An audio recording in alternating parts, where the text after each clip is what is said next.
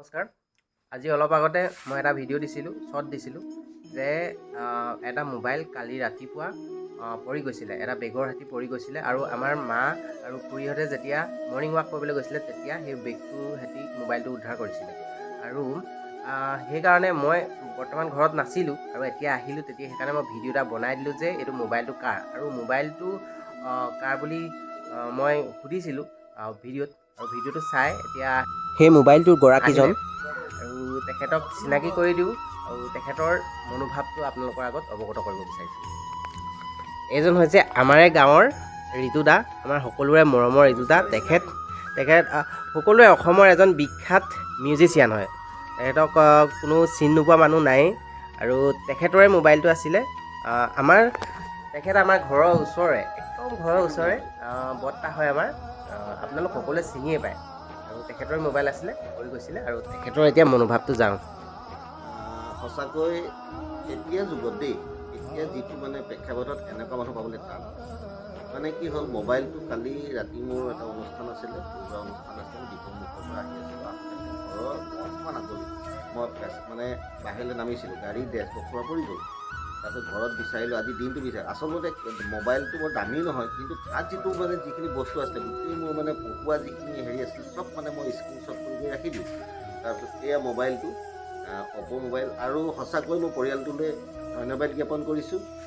এইটো পৰিয়াল মই আপোনালোকক ক'ব বিচাৰিছোঁ, মনোজ গগৈ এজন ভাল সময়ৰ লোকশিল্পী।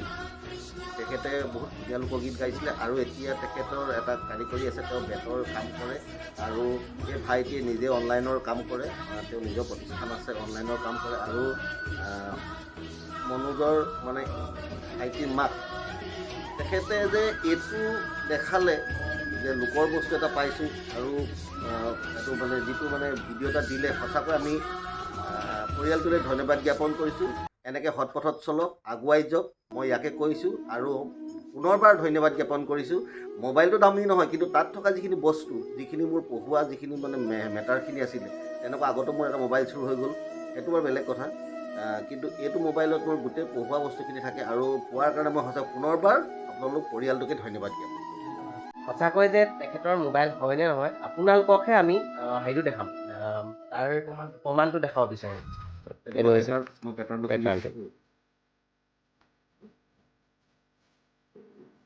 17 ছেকেণ্ড অকণমান ৰ'ব লাগিব, এইটো পেটাৰ্ণটো ট্ৰাই কৰিছোঁ, সেইটো কাৰণে পেটাৰ্ণটো আৰু 11 ছেকেণ্ড আছে।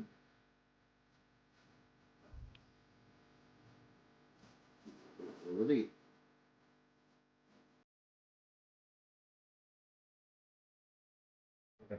এয়া এইটো পেটাৰ্ণটো ভুল খাই গ'ল, হৈছে এইটো পেটাৰ্ণটো খুলিলোঁ, পেটাৰ্ণটো মই খুলি দিলোঁ। আমাৰ এইটো হ'ল, এয়া আমাৰ পৰিয়াল, তেখেতৰ পৰিবাৰ আৰু মই ফটো দেখাই দিছোঁ।